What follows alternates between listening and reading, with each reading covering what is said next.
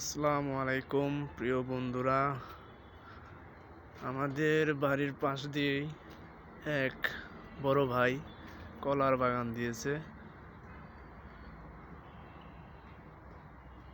হাজার হাজার কলা হয়,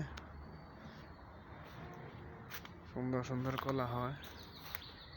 এমনকি মরিচ গাছ বুনছে, সব ধরনের ফল বুনেছিল।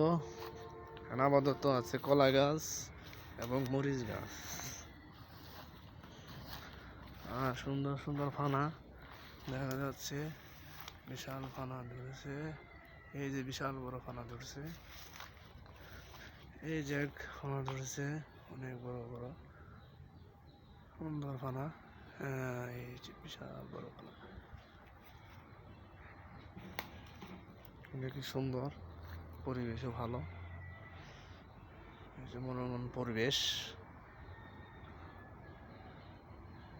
আমাদের কচু ক্ষেত ছিল অনেক আগে, মানুষ কচু খাইতো না, এখন কচু সহ লতা সহ সব খাওয়া ধরে। এখন বাংলাদেশের কচু সংখ্যা কম, আমাদের এই দিক দিয়ে কচু ক্ষেত খুবই কম।